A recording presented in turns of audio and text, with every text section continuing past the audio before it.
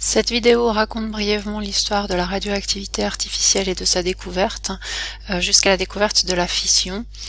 C'est une vidéo qui est utilisée pour un cours en classe inversée, c'est-à-dire avec la théorie à la maison et des exercices activités en classe.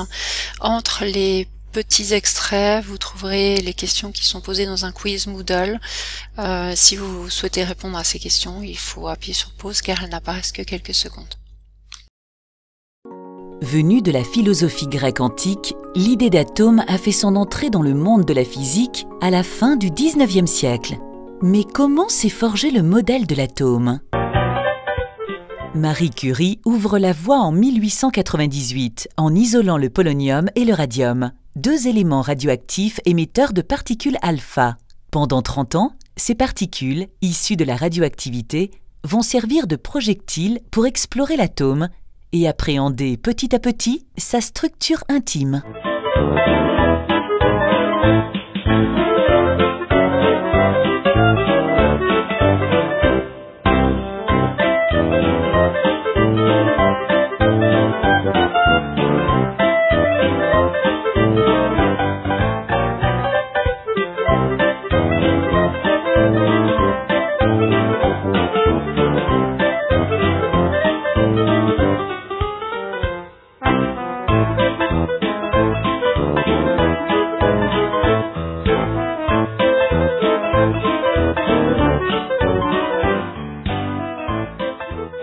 En 1933, les scientifiques disposent d'un modèle fiable de l'atome. Désormais, ils veulent en savoir plus sur son comportement.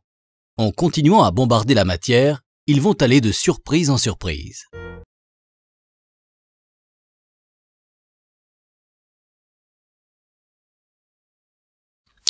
La première expérience qui a mis en évidence la radioactivité artificielle ou la première réaction nucléaire a été observée en 1919 par Rutherford et Cavendish.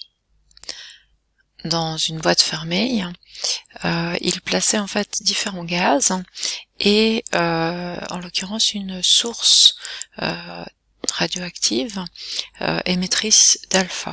Cette source était placée suffisamment loin de l'écran scintillant fait au sulfure de zinc qui permet de relever les rayonnements. Donc ces alphas n'arrivent pas jusqu'ici et il n'y a pas de scintillement.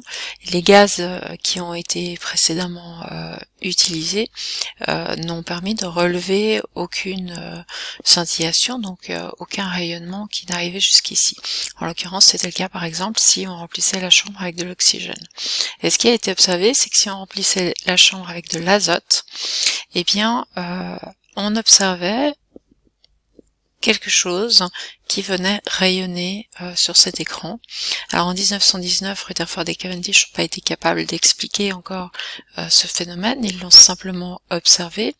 Il a fallu attendre 1924, c'est Blackett qui a pu expliquer ceci. Donc on avait au départ de l'azote 14 contre lequel venaient se heurter des rayonnements alpha. Et puis, ce qu'on a pu mettre en évidence, c'est que les rayonnements qui arrivaient ici étaient des émissions protoniques. Et donc, si on recherche l'élément qu'on allait créer, eh bien, on peut observer que ici on a 7 plus 2, moins 1. Donc, on doit avoir de l'oxygène, et en l'occurrence de l'oxygène 10. Un isotope peu abondant, mais stable, de l'oxygène. Et donc, la réaction s'arrête là.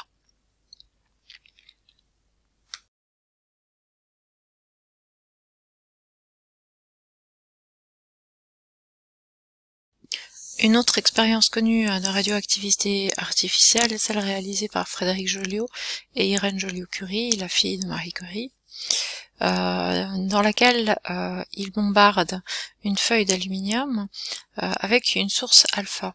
En l'occurrence, ils approchent simplement du polonium 210, qui est un émetteur alpha.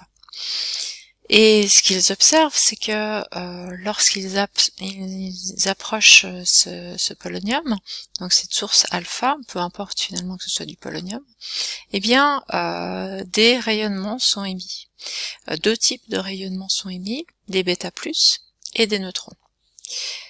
Et puis lorsqu'on retire cette source de polonium, lorsqu'on repart avec notre échantillon pour pouvoir l'analyser par exemple, eh bien on se rend compte que seuls des β+ continuent d'être émis. Pour pouvoir analyser cette expérience, eh bien ils sont assez embêtés parce que ils ont réalisé cette expérience avant qu'on découvre le neutron.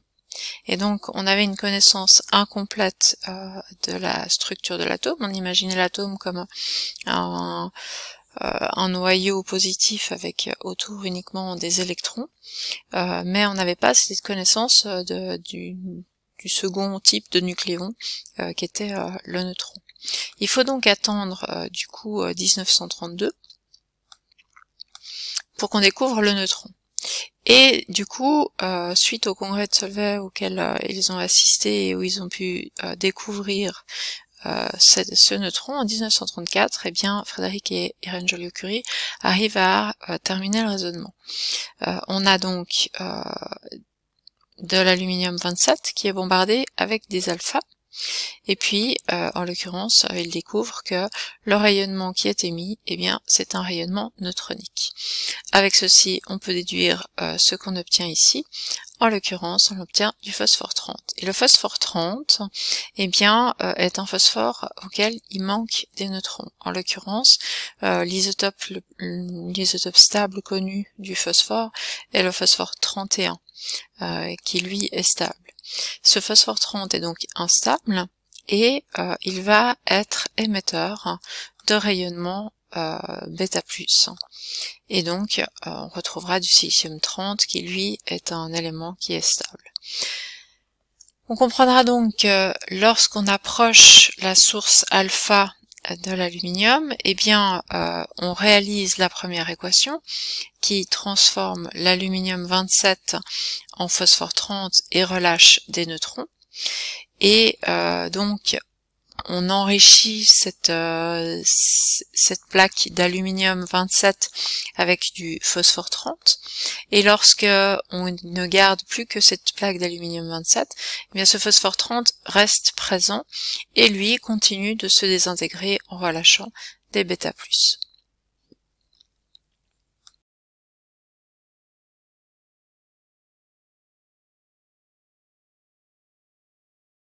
En 1934, à Paris, Irène Curie, fille de Pierre et Marie, et son époux, Frédéric Joliot, utilisent des sources de polonium très intenses et observent la trace des rayonnements grâce à un merveilleux instrument qu'on appelle une chambre de Wilson. Ils exposent aussi au rayonnement des cibles composées de divers matériaux. En bombardant une feuille d'aluminium avec les particules émises par le polonium, ils découvrent par hasard qu'une partie de l'aluminium s'est transformée en phosphore radioactif. Cette forme radioactive de phosphore n'existe pas dans la nature.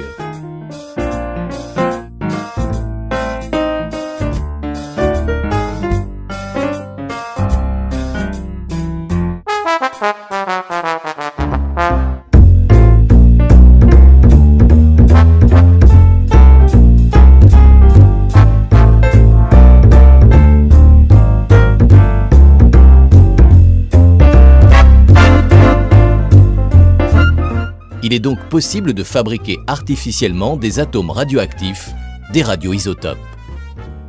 La découverte considérable est immédiatement exploitée par tous les laboratoires européens.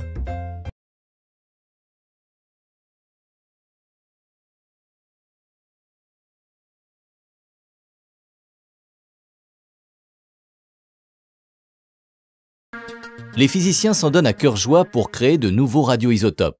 D'autant que les petites sources de radium et de polonium dont disposaient les pionniers sont vite remplacées par de plus grosses machines.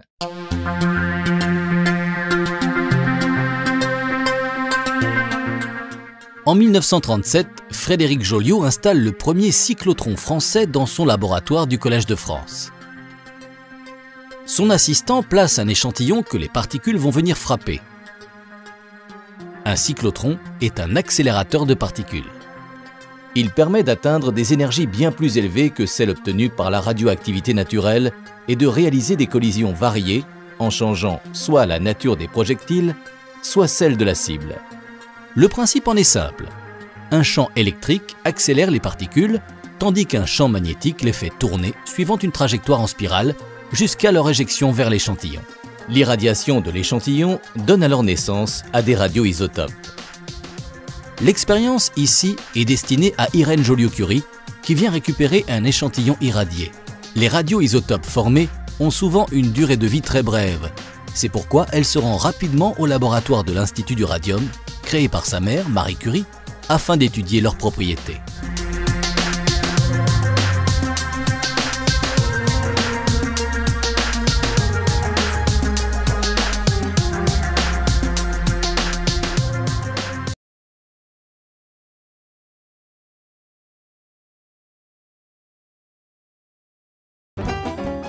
À Paris, à Rome, à Berlin, les scientifiques se mettent à produire de très nombreux radioisotopes artificiels. En 1938, le physicien italien Enrico Fermi teste un autre projectile, le neutron, et bombarde tous les éléments qu'il peut se procurer. Le neutron, dépourvu de charge électrique, pénètre facilement dans les noyaux et la moisson est fructueuse. Jusqu'à ce qu'il utilise l'uranium comme cible. Dans les produits de la collision, apparaissent un grand nombre de radioisotopes beaucoup plus légers. Que font-ils là? Fermi ne parvient pas à identifier ces éléments ni à expliquer ce qui se passe. Il le dira bien plus tard, « Je n'avais pas assez d'imagination pour penser qu'un phénomène totalement différent pouvait se produire sur l'uranium. » Aussitôt avertis des résultats de Fermi, les physiciens allemands Otto Hahn, Fritz Strassmann et leur collaboratrice autrichienne Lise Meitner s'acharnent à leur tour sur l'uranium. C'est Lise Meitner qui va faire le saut de l'imagination en décembre 1938. Elle comprend que l'uranium se casse en deux fragments. C'est une fission du noyau.